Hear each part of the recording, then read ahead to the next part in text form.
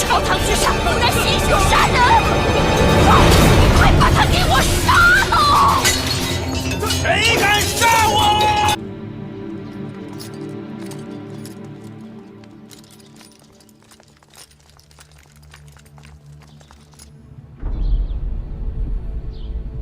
武王英年早逝，壮志未酬，我痛心疾首。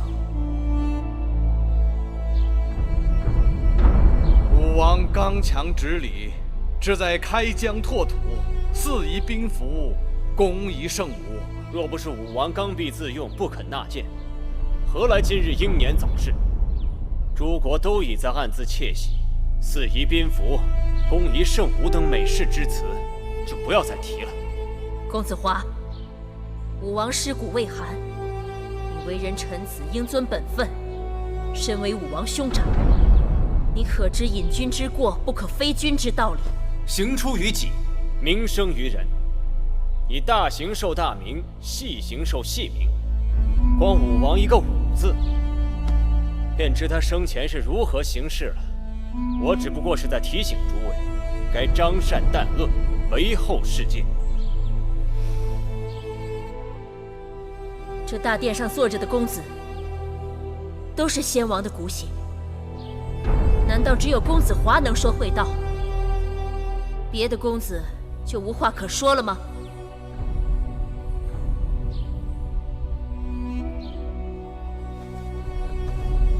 华哥哥，我说两句。华哥哥的见识未免偏颇了，那武字也有危强敌得、克定祸乱之意。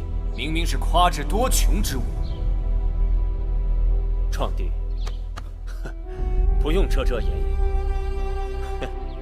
公子华，你太过分了。就算武王有所不是，但他仍是你的兄弟，是我大秦的先王。更何况这朝堂之上皆是我秦国重臣，有你这样说话的吗？你是何人啊？哦，原来是小小属侯，一无公标青史，二无积德累善，你算老几呀？你再说一遍！再说一遍又如何？哎，今日请诸位公子在朝堂议事，是为了社稷国本，不可意气用事，因小失大。好了，你们都是兄弟，不要为了小事伤了骨肉情感。这几日暑气重，我亲自酿了一些蜂蜜酒，用冰镇好了，放在大家眼前，来，都尝尝吧。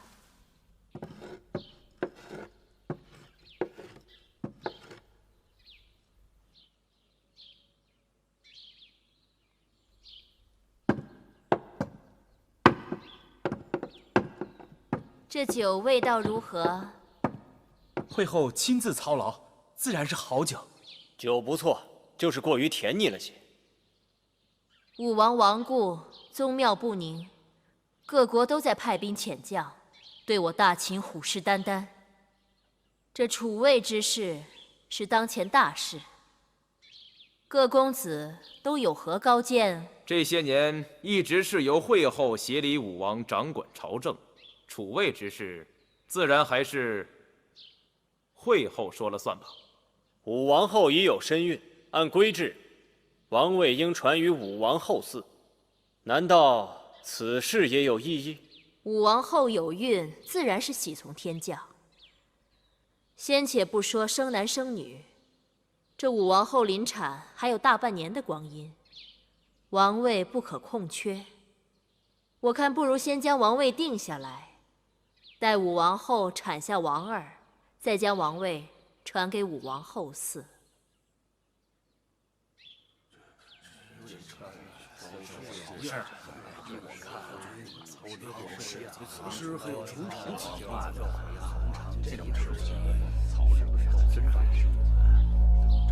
此事还需慢慢商议，不急在一时。来来来，去火气。你不提我还忘了，佳酿还需仙果陪衬。我听说宫中果园里桃子都熟了，令人采摘了一些，怎么还不送来？怎么回事？难道桃子没有了？禀会后，桃子有是有，只是今年逢小年，园子里的桃子结得稀疏细小，端上来，只怕会败了众人的兴。世间万物皆由天赐，应当常存感恩之心，哪有那么挑剔？都端上来吧。是。上桃。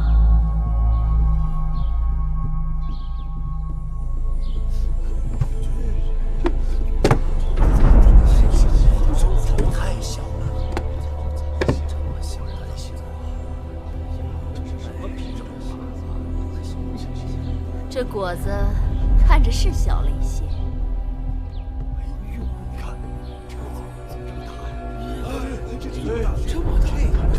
好大的桃子啊！这真是桃中之王啊！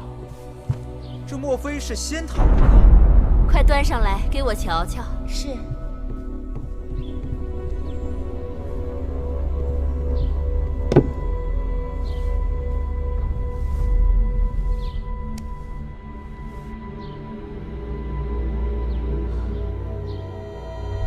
这桃子怎会如此不同？禀会后，这3只桃子在果园里的确生得古怪，就是遇上丰年，也难得见如此奇异的果实啊！天意，真是天意。天有异象，必是吉兆啊！楚离子，你说呢？这老夫一生见多识广，像这样出色的桃子，还是头一次见到。这既是吉兆，我就先尝一口。但愿它能够为我大秦带来些好彩头。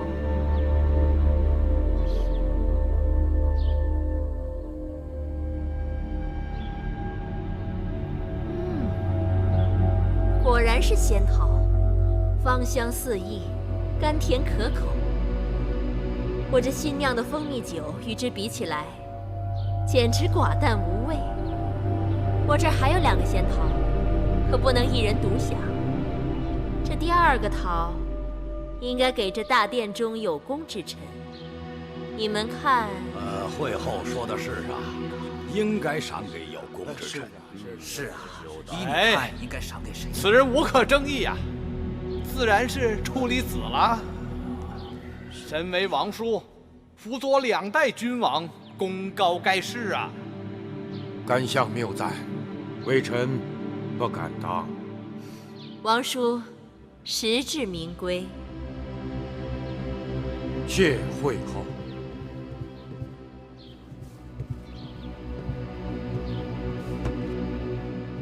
国有国运，照理说这第3个桃，应该留给秦国的新国君。只是眼下王位未定，我也不知道这桃应该赐给何人。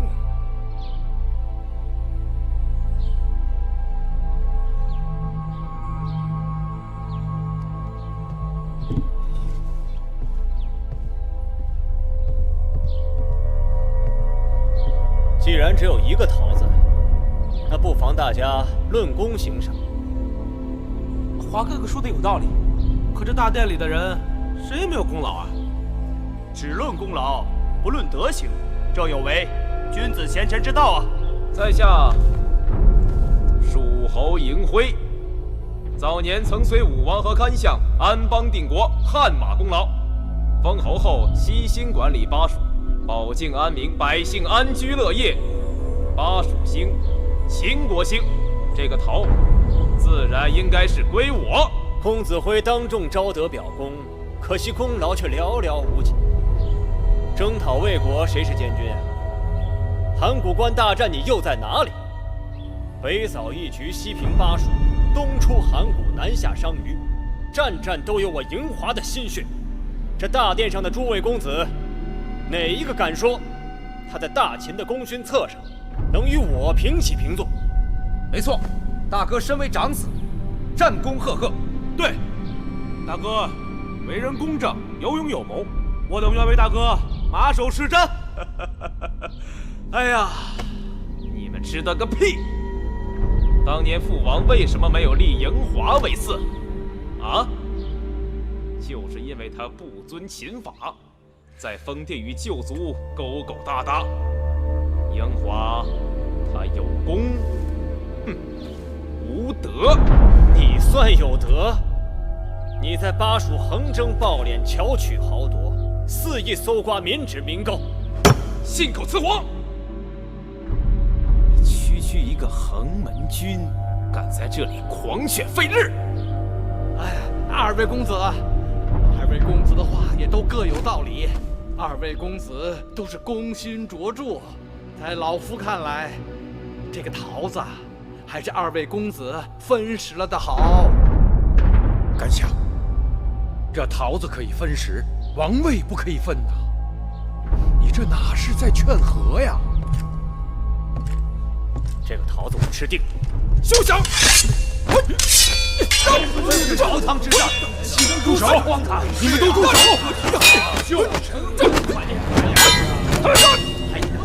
朝堂之上，刀不剑，成何体统？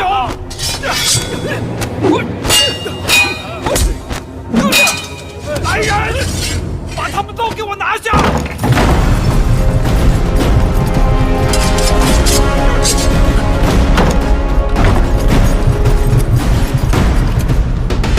快走！快叫咱们的人上来！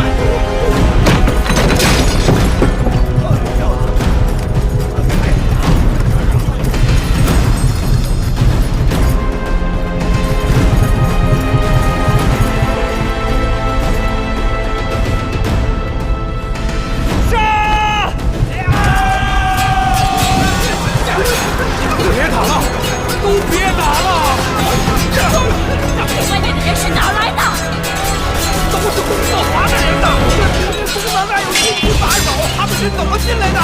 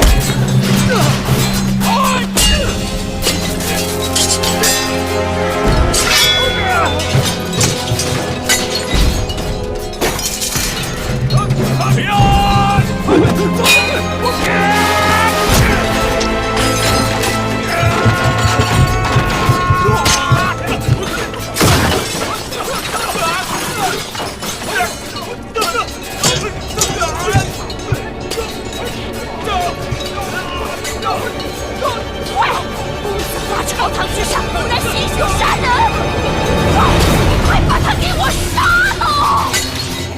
谁敢杀我？呀！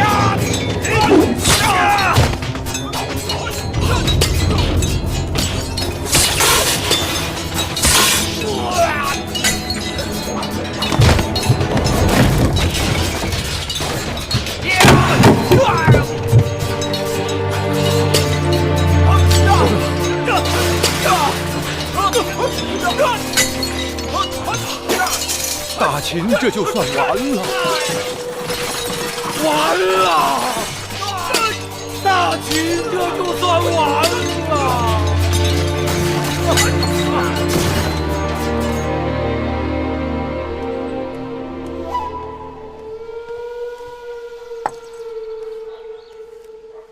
哇，甄嫂的手好巧啊！你们看这个布偶。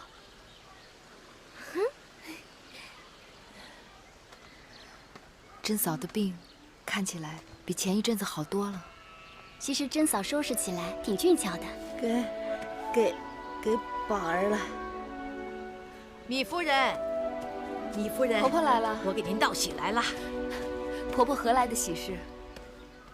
巫婆给夫人接了一个好活，夫人要听了准保高兴。婆婆坐下，慢慢说。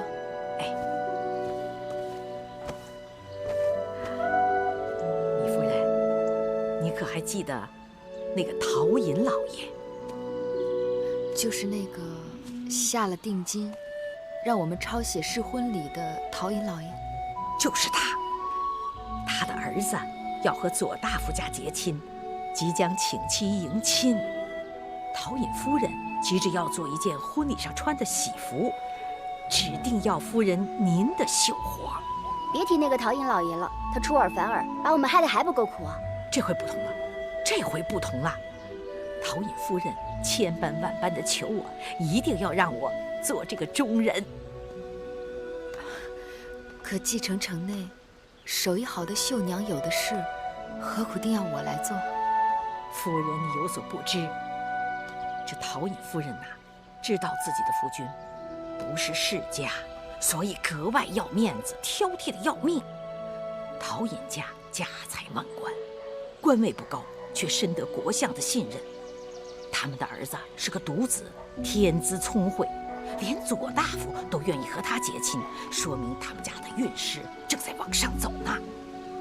这样一来，陶尹决定把婚事办得风光红火，陶尹夫人自然要在喜服上大做文章了。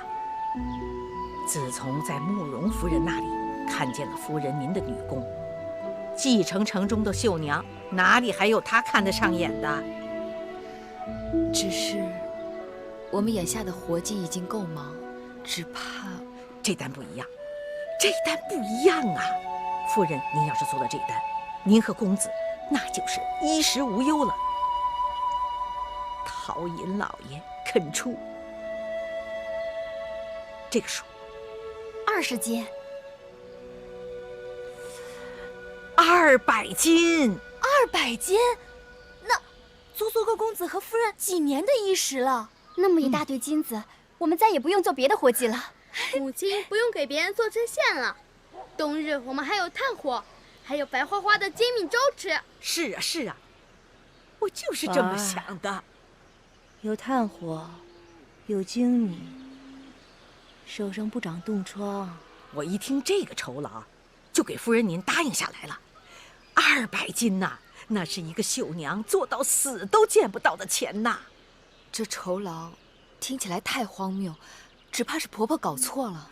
我也怕我搞错了，当即问了缘由。夫人可知她为何肯出如此高的工钱？她想用金线做一件缂丝绣罗衫。那是什么衣裳？从未听说过有这样的衣裳啊！老身我也是孤陋寡闻，夫人您见多识广，想必是知道的。缂丝是采用通经缎尾的织法织就的锦缎，而用金丝做缂丝绣罗衫。大约是将缂丝罗衫做好后，再用金丝刺绣勾勒图案，而花朵鸟兽则用五彩珍珠玛瑙贯穿连缀，穿在身上极尽奢华绚烂。魁姑的手艺在楚宫是无人匹敌。她曾经告诉我，当年举姬得宠，她曾为举姬做过一件。可那衣服刚刚做好，不知为何，举姬开罪于楚威后，被楚威后下令毁掉了那件缂丝绣罗衫。这么说来，夫人您是能做的。能是能，只怕娘亲。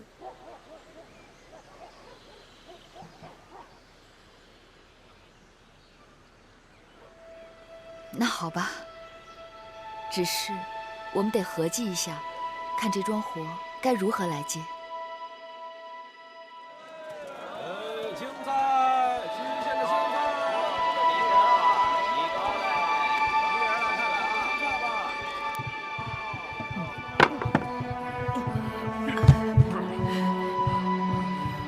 柳姑姑来了。这地方太破烂了。柳姑姑，这西市啊，既藏污纳垢，又藏龙卧虎，虽然破烂，但陶尹夫人要的只是上好的手艺。你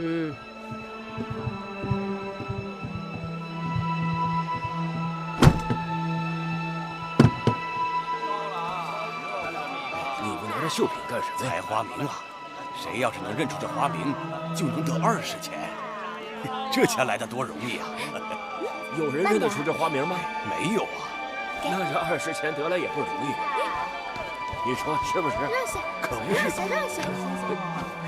看着呆子做生意，你们在看什么呢？不知道，说猜出来能得20。为何说他是呆子啊？你看，他又不卖东西，只让猜这布上的花。还说啊，谁能说出这花的名字，给谁20文钱。这不是呆子吗？这不。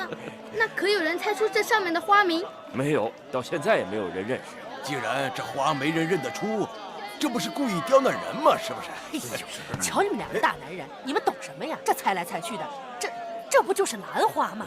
大嫂，您说的不对。我看呢，像金钟花。大爷，也不是金钟花。哎呀，不是，这怎么不是马是呢？鞭草。也不是。这钱不妨给我。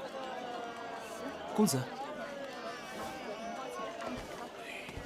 小公子，你要这钱，总得有点理由吧？因为我知道这花名。你说说。此物是叫杜若，楚国独有，是我母亲的心爱之物。小公子，你我确实有缘之人。你叫什么名字？我叫……我不告诉你。你不告诉我你叫什么名字，那我来猜猜。你姓嬴，铭记，社稷的稷。你是怎么知道的？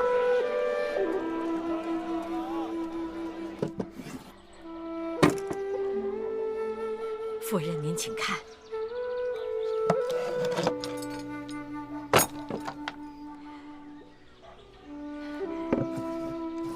您再看这个，这可是100斤呐！那柳姑是陶尹夫人的心腹，柳姑说了，陶尹夫人为了儿子的婚事不惜金银，所以那件缂丝绣罗衫拜托夫人啦。没了。这些还不够吗？他们为何只拿来了珠宝和金丝？这做衣服的缂丝锦缎，为何没有一同拿来？嗨，他们说了，今日来时匆忙，竟将喜服的料子忘于家中。明日我去陶尹府上取回来便是。夫人，您先忙着，老身告辞了。巫婆慢走。哎，告辞了。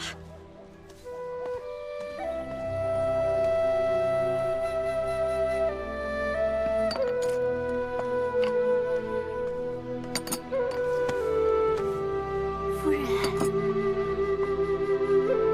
夫人有心事啊？我总觉得给陶尹夫人做喜服的事有些不妥。何处不妥？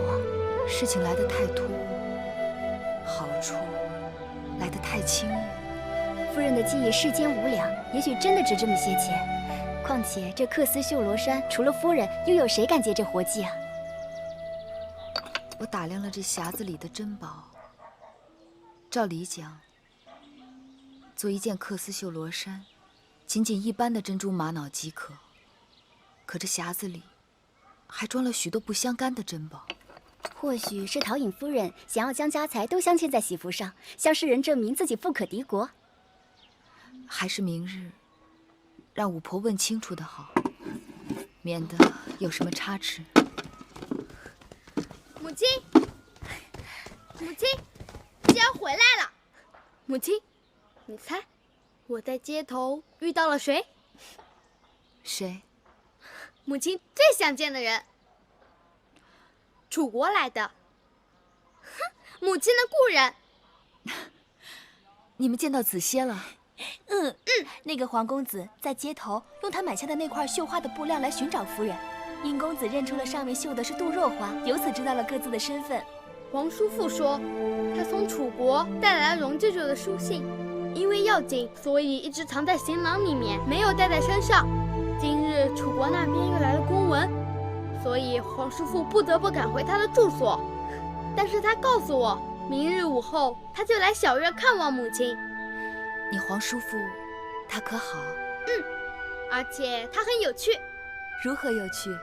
街头闲人都说他有点呆傻，但我知道他的确有趣，而且他很牵挂母亲。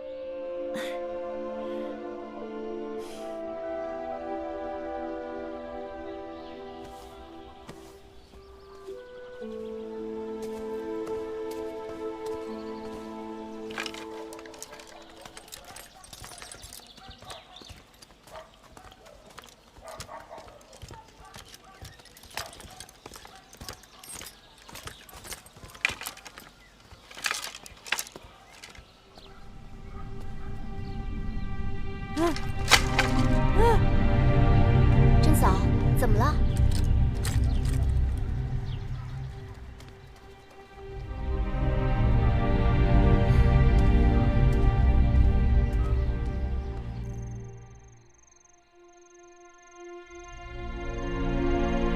以后国相来了，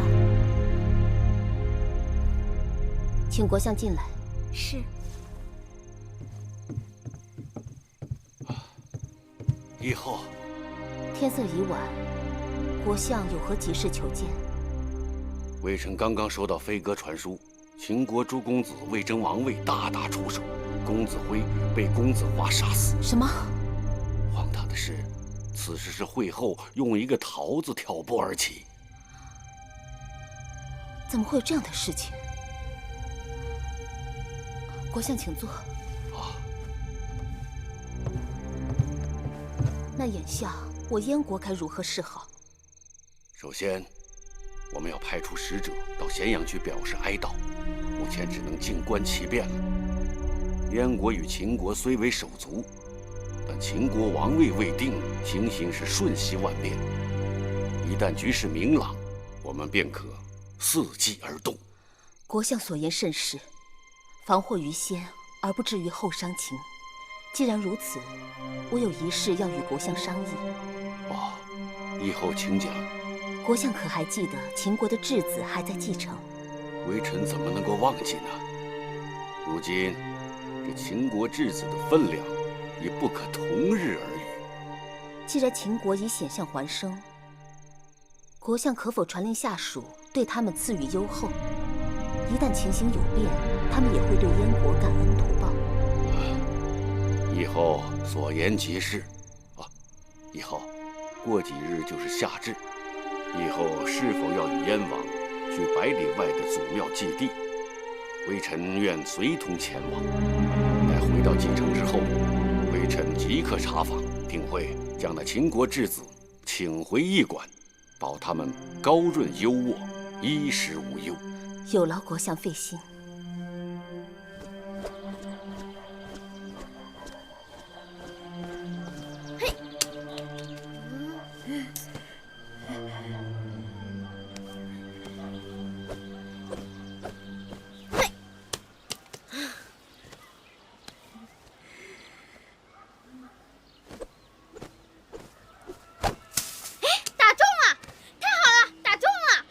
婉儿真棒，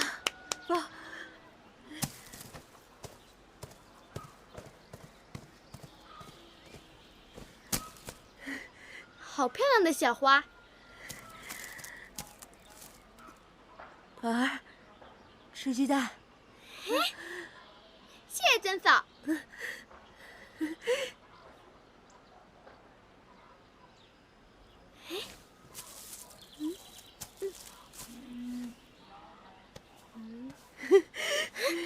珍嫂好看，真好看。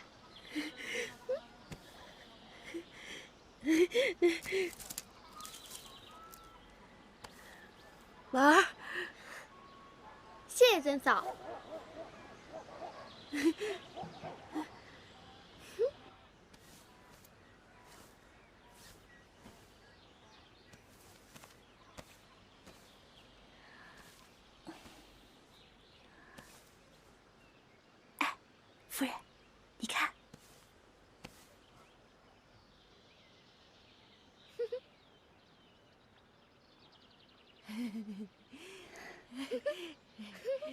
乖孩子，宝儿。夫人这是怎么了？想回顾了吧？夫人喝口水。一些针线我们来做吧。你看，过几日，只要我们做好了陶尹夫人的喜服，就不用再整日为柴米而发愁了。哎，五婆不是说今日把陶尹的布料送来吗？这会儿了，怎么还没送来呀？五婆年纪大了，走路走慢些也是应当的。就是这儿。有人在吗？出来接我们右丞老爷。谁呀？就是这儿吗？林大人，就是这儿。那还不抓紧搜缴赃物，将人犯拿下？是。慢！你们是何人？怎敢私闯民宅？本官为燕国的廷尉右丞，朝廷派我来西市捉拿盗贼。谁是盗？谁又是盗贼？昨日陶尹大人府中被盗，丢失了不少珠宝黄金。有人亲眼看见盗贼拿着赃物进了这个院子，其言过于荒唐。何人亲眼所见？让他站出来作证。你别急嘛，来人，给我搜！是，搜！哎，你们别进去！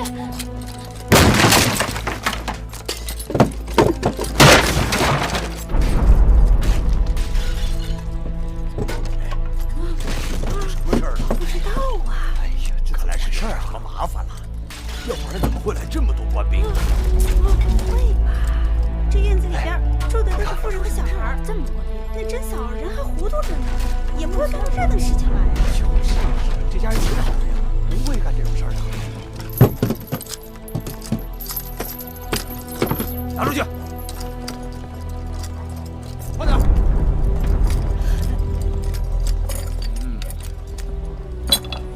果然都在这儿啊！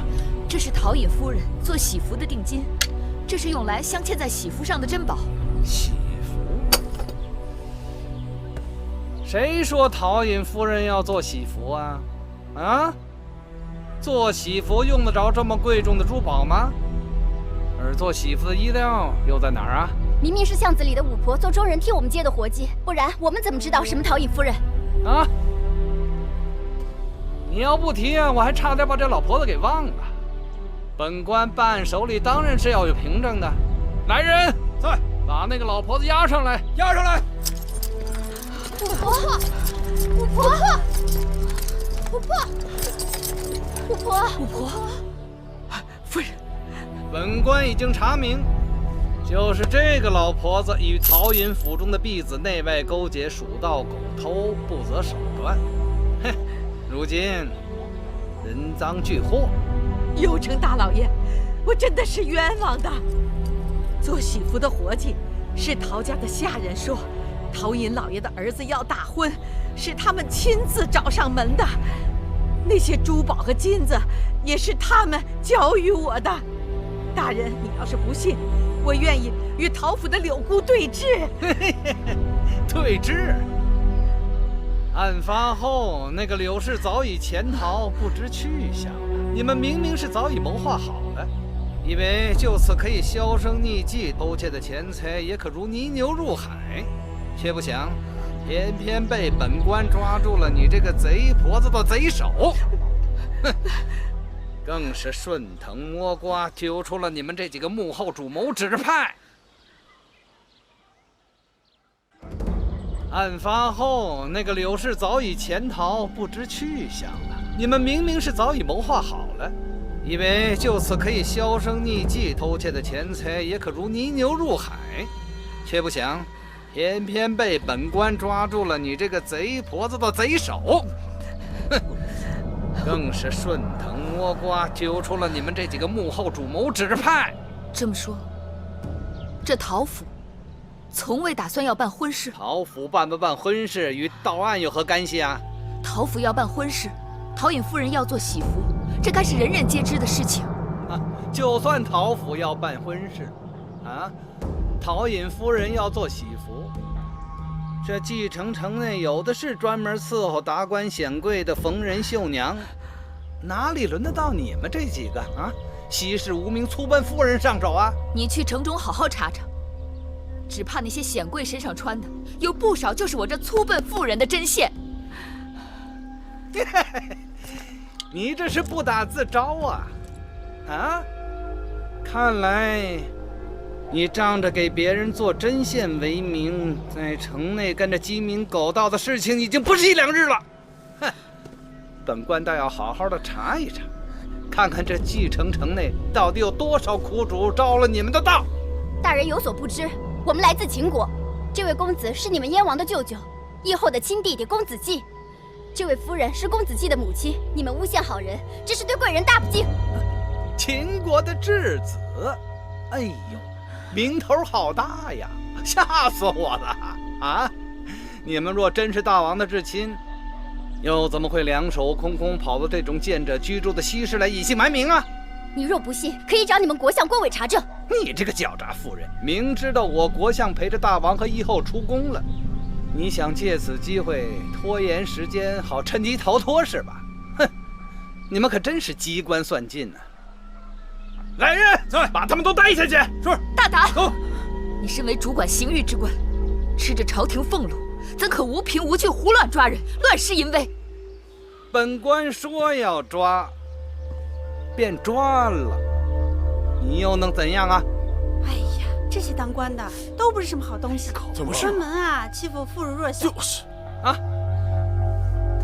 既然你们都是秦国来的，就应该知道你们的商鞅之法，主张王子犯法与庶民同罪。本官更要对你们进行依法严查，都给我押走！本官还要严监鸣锣示众，让满城的百姓都来好好看一看你们这些秦国来的大盗是何等的嘴脸！来人，在，押下去！是，住手！子熙。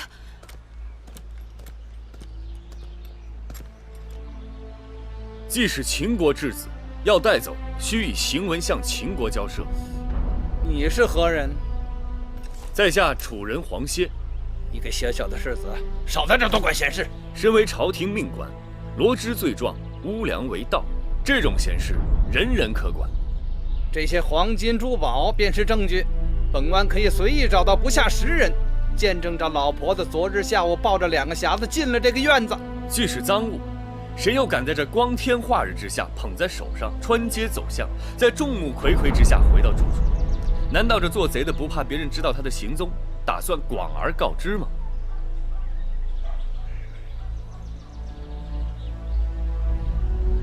本官还有其他证据，那就把证据拿出来看看。你们刚才可否搜到了别的赃物啊？屋内还有一件貂皮衣裳，还不快去拿来！是。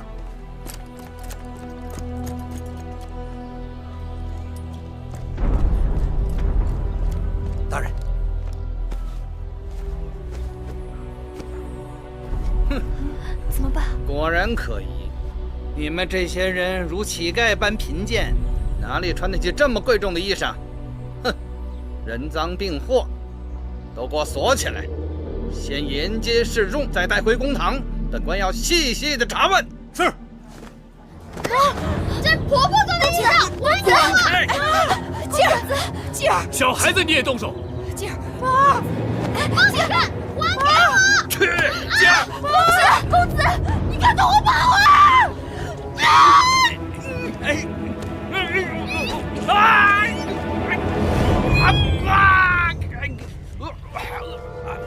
滚开！智嫂，智嫂，智嫂，智嫂，智嫂，智嫂，智嫂，智嫂，智嫂，谁再敢乱动，就如同这贱妇一样，查无说。都滚！大人，反了！让下！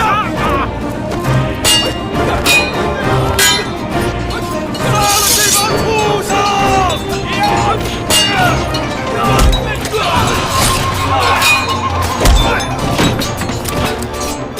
了这帮畜生！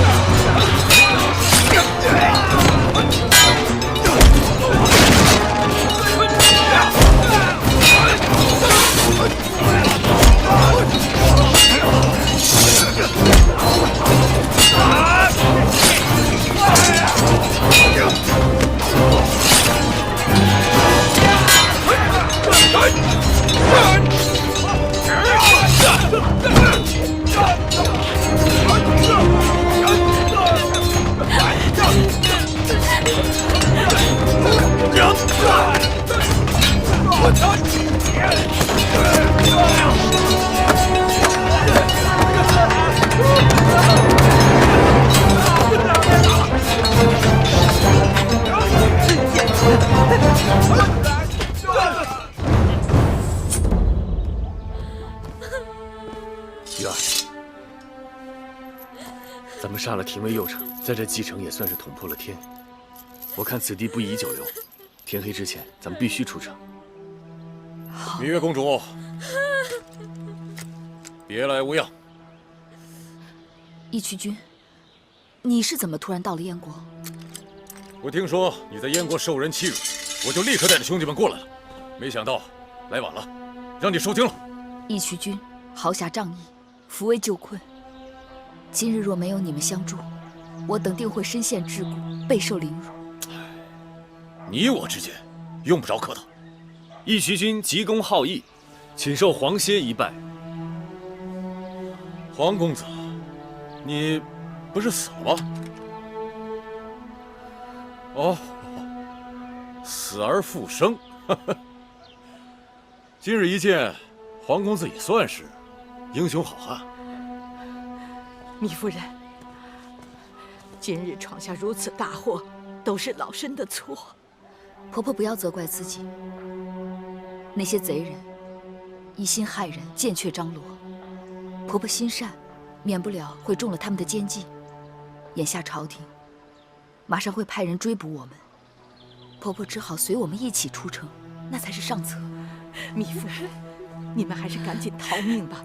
我在乡下有亲戚，我可以去躲一躲。就是甄嫂太可怜了。甄嫂，你醒醒！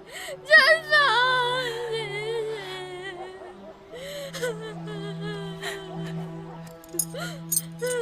醒！香儿，把这些给邻里乡亲，请他们好生发送甄嫂。是。继儿，母亲，甄嫂是个好母亲，她一直把你当成是自己的孩儿一样看待，记着有一日要为她报仇雪恨。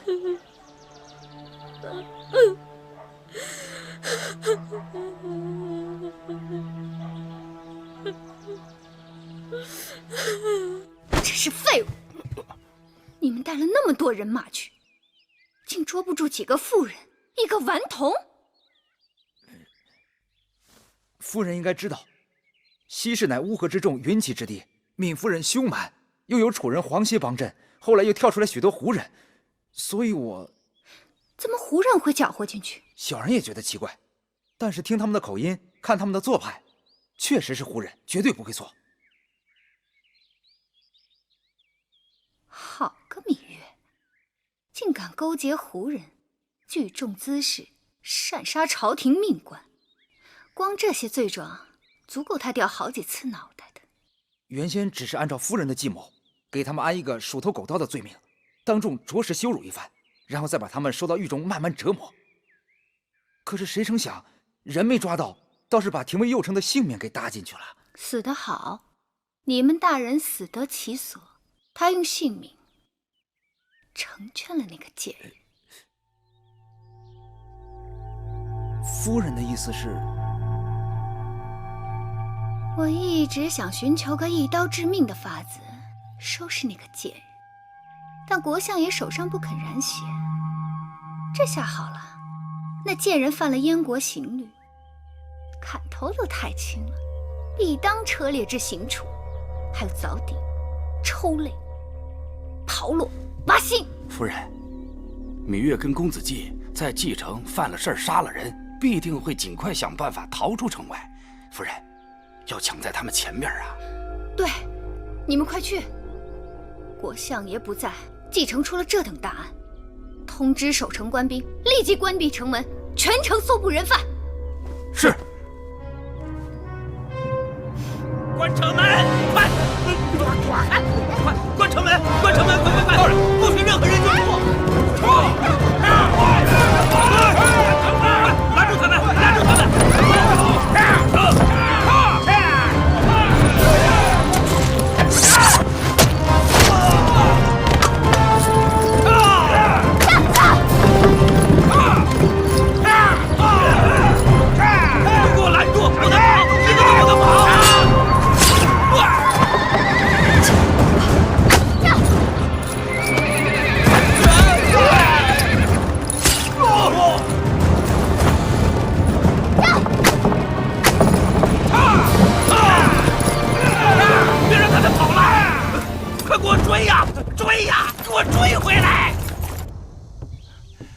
大人，国相府的一个侍女求见。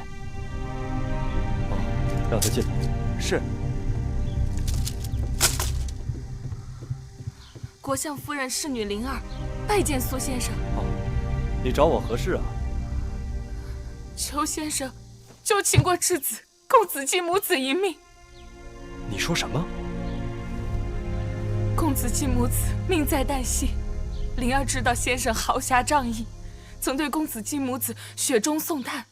此事除了先生，灵儿无人可找。到底出了何事？有人诬告公子季母子偷盗，廷尉右丞带兵前去捉拿，与米夫人冲撞起来，两方兵刃相见，廷尉右丞糊里糊涂丢了性命。究竟是何人竟敢诬告秦国质子？是国相夫人。这未免也太荒唐了吧！国相夫人与米夫人是同父异母的姐妹，20多年恩怨纠缠，米夫人在燕国的种种困顿，都与国相夫人有关。那你为何不去找国相啊？国相陪着燕王义后出城了。事已至此，我又能如何？听说米夫人带着公子季已经逃出了蓟城，国相夫人私自拿了国相的令符，要调动军队全力追捕。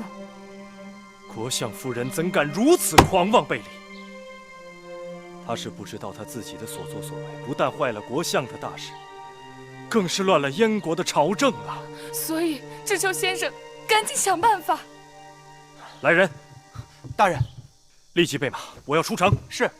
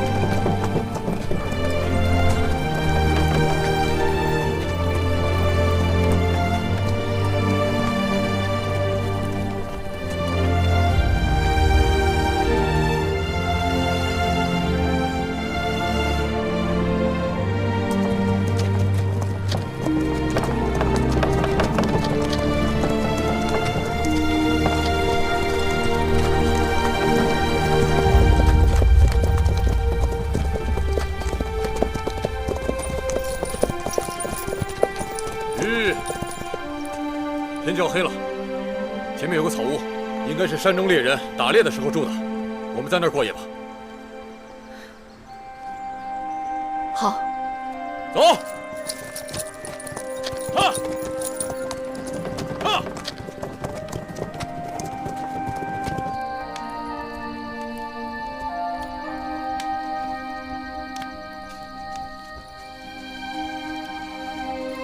公子，吃吧，吃吧。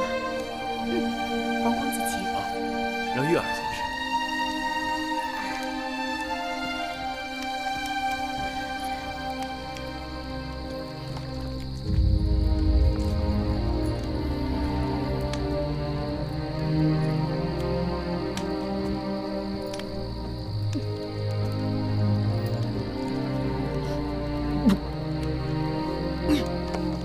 喝口水过水。这样。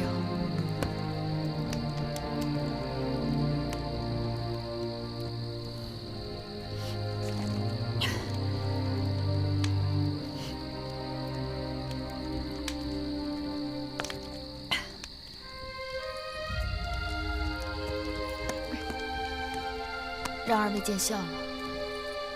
看到我和继儿如此不堪，闯了这么大的祸，还要连累你们，和我们一起逃跑。什么连累？要说这事儿就怪我。当初我要是拦着你，不让你来燕国，你跟孩子如今也就不用受这么大的罪了。这事儿怎么能怪义渠君呢？还是怪我，是我无能，不能保玉儿母子平安。哎，那就更怪不了你了。楚国千里迢迢，这事儿跟你八竿子打不着啊。那更不能怪你，那怪谁？怪我，是我命大。先是楚国的楚威后，又是秦王后芈姝，眼下再是燕国国相夫人芈因，他们都想置我于死地。所以啊，你岂止是命大，你真是胆子大。这么多年过去了，你还是那个天不怕地不怕的芈月。我先是得罪了楚国，后又得罪了秦国，此刻再有燕国，我一个人一下子得罪了3个国家。你们居然还敢来找我帮我，你们胆子比我还大。彼此彼此。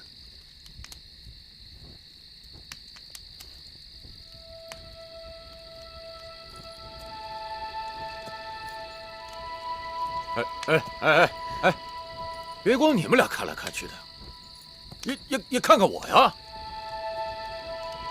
行，看你。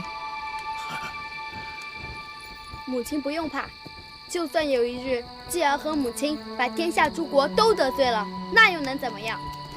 果然，这里还有一个比我们胆子更大的。公子这不是胆子，这是抱负。假以时日，公子若有贤臣辅助，定能实现雄心壮志。是啊，继儿需要像张子和子歇这样的人才辅助才行。小子，你想得天下是吧？那得兵戈相向，兵戎相见。你得亲自带兵上战场去杀敌。像那种蜜里调油、光凭一张嘴的人，成不了大事。记住了啊！好了，时候不早了，继儿去睡觉吧。我还不想睡觉。听话，娘亲陪你去。走。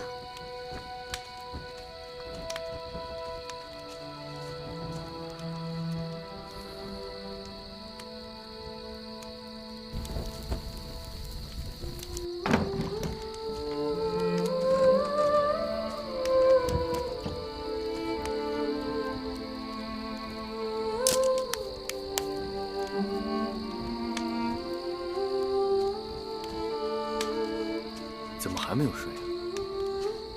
我睡不着。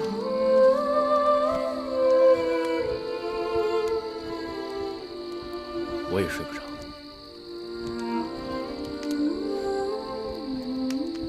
你可能还没有听说，张仪死了。张子死了？怎么死的？他离开秦国回到魏国以后，不久就病逝了。这次见你，曾好几次想告诉你，可我想到你们情谊深厚。张子是魏国人，他从来不与外人提及此事。但我想，他心中是惦记家乡的。如此，好歹他能回到自己的家乡，永远不离开。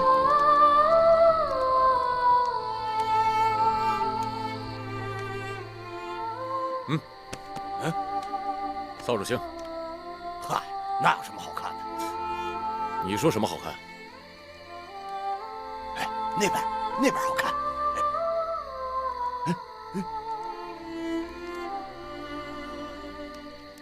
那有什么好看的？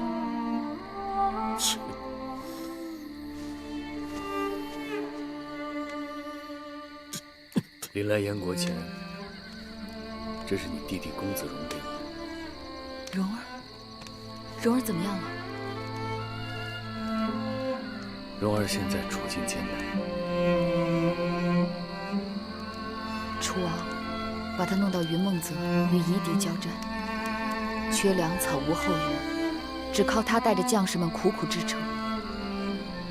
尽管如此，他还是一心牵挂我的安危。临来燕国之前，我想方设法和他见了一面。当时我们俩商量，如果你在燕国待不下去，就想办法回楚国吧，一切我们来安排。你们都不易。我没有什么不易的。皇妾无家眷，无拖累，无牵无挂。这么多年了，你为何还是孑然一身？我也并非情愿形影自守，只是还没有寻到情投意合之人。何苦要委屈自己？有人能帮子歇知冷知暖便好。可我更想我的身边人知我懂我。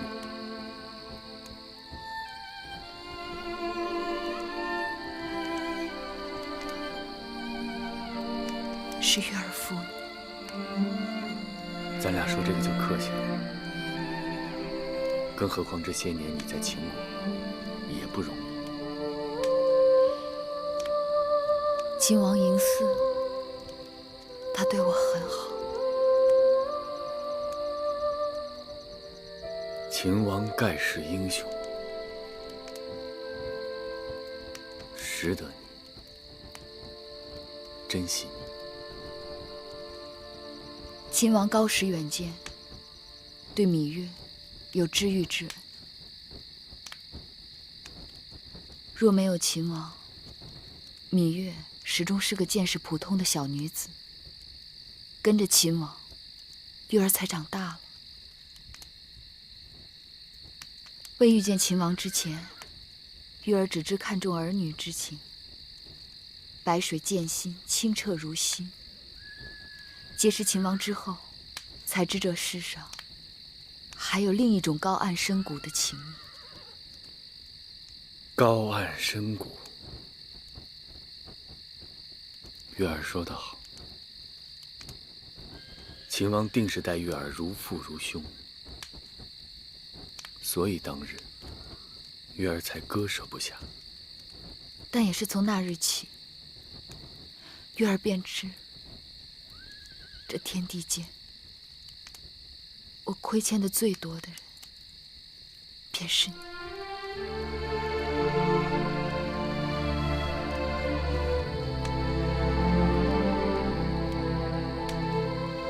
我希望月儿把秦国当成前生前世，从今往后，你是否愿意跟着我，重新再活一次？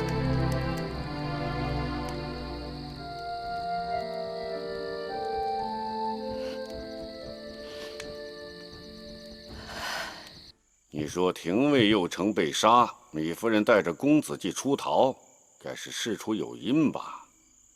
大人明察，陶尹大人一家一夜之间丢失诸多珠宝黄金，有人亲眼目睹盗贼将赃物运送至西市芈夫人的住处。右丞大人得知案情，带人前去盘查，孰料那芈夫人凶悍异常，一语不合便拔刀相向，右丞大人命丧黄泉。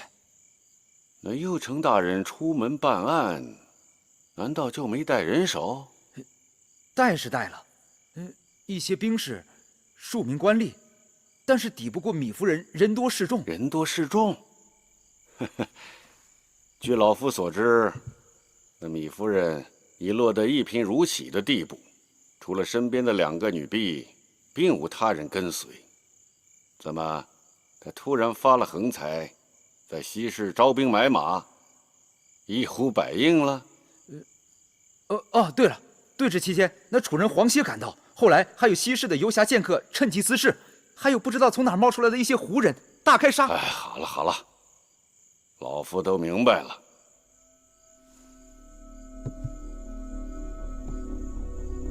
这个妇人不听老夫苦苦相劝，竟敢冒天下大不韪。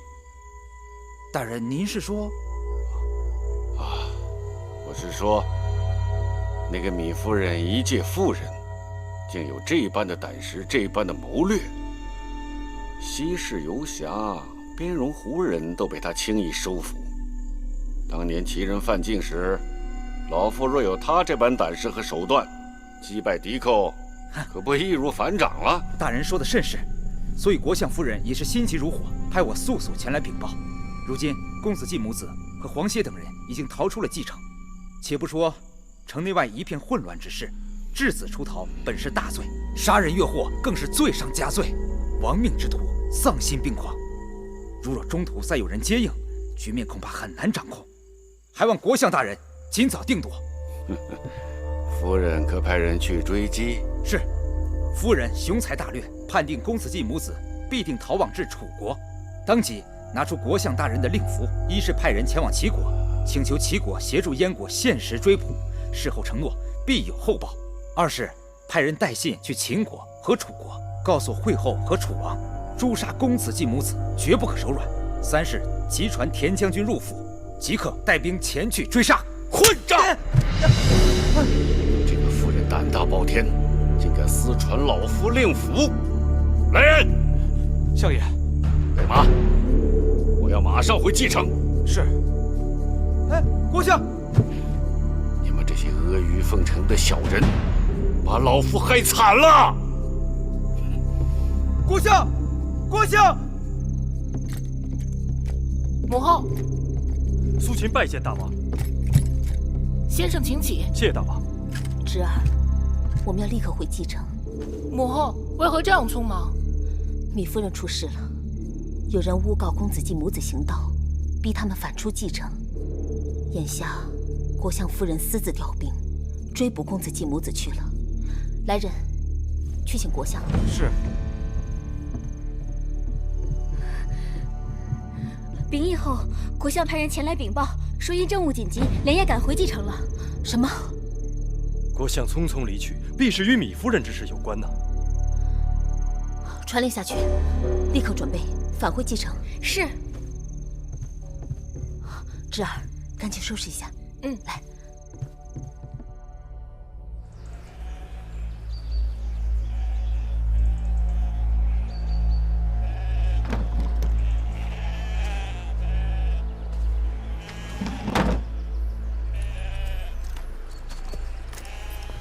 义渠君，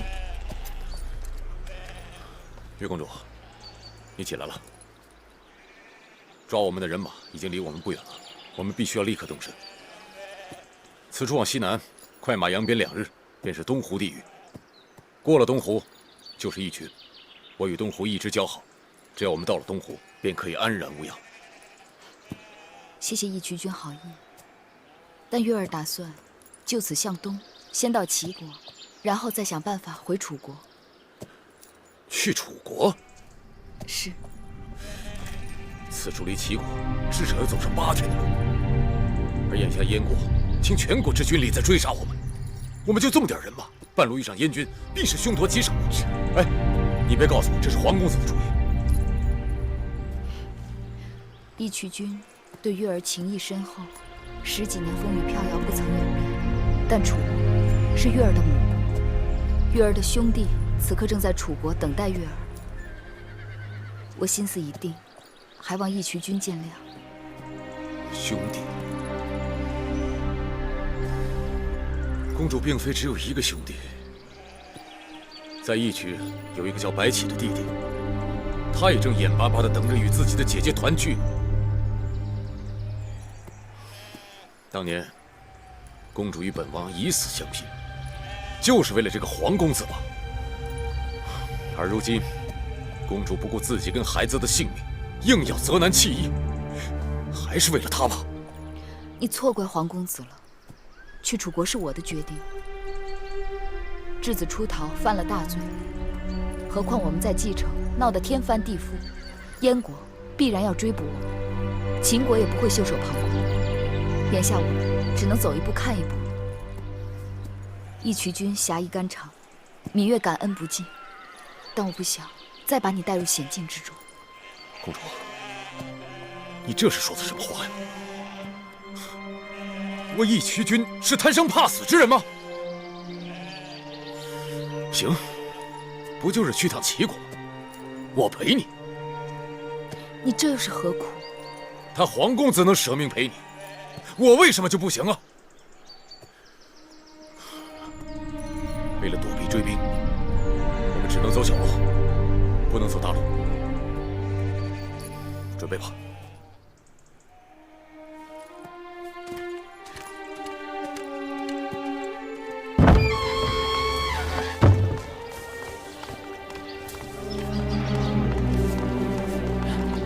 相爷，夫人呢？哎，夫人出门了。出门了？这么早？她去哪儿了？据说是带人出城捉拿什么逃犯。她还亲自出马了。夫人是巾帼英雄啊！这个妇人疯了，简直无药可救。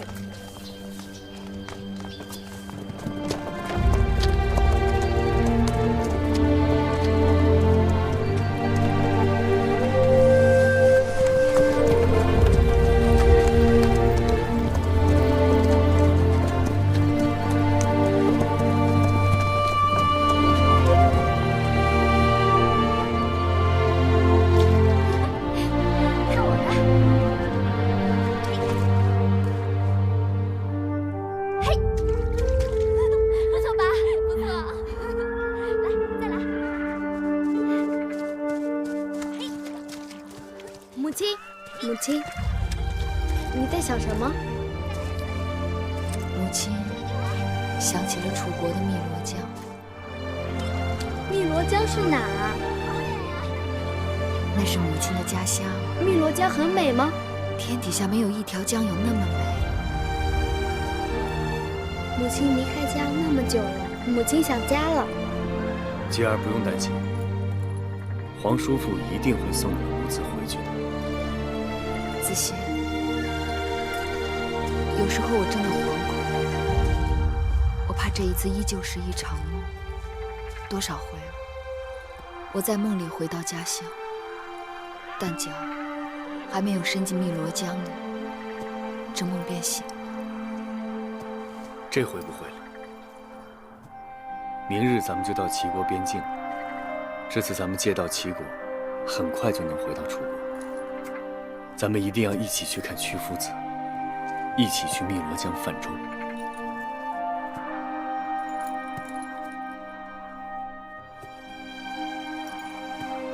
早知道这个人碍手碍脚的，当初就不应该光把他打到悬崖下头，还得补他一刀。你除了会杀人，还会动点别的脑子吗？兄弟是为大王着想，依兄弟看，大王定不会输给他。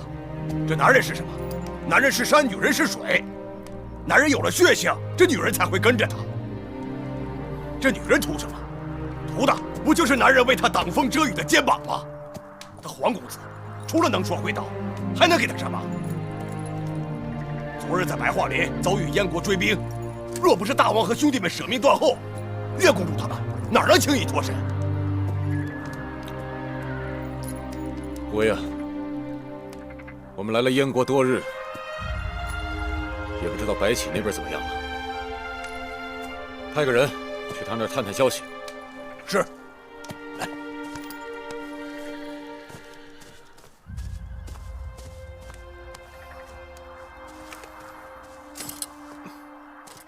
再来一个。嘿。行了，都聊了半天了，歇会儿，填填肚子。我早就饿了。母亲，你也吃。母亲不饿，都给你吃吧。别推来推去的了，填饱了肚子好赶路。不是说已经离齐国边界不远了吗？这远是不远了，可我们走的是小路，这一路你也看到了，多难走啊。而追兵呢，他们走的是大路，路宽马好跑啊。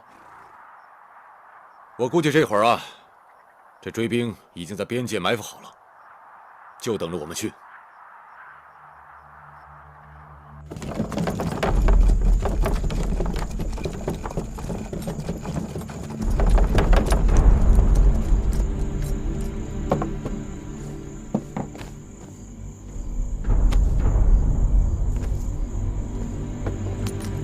夫人，找到秦国逃犯的行踪没有？昨日我们有一队人马与他们在白桦林相遇，逃犯竟然勾结胡人，凶猛得很。结果我们这边还吃了一点小亏。太大意了！如此重任交给你，千万不要让国相大人失望。夫人，请放心，田将军那边已经做好了妥善安排，明日保证他们一个都逃不掉。下去吧。是。接连几日车马劳顿，骨头都快颠散了。明日总算要有结果。我们进去吧。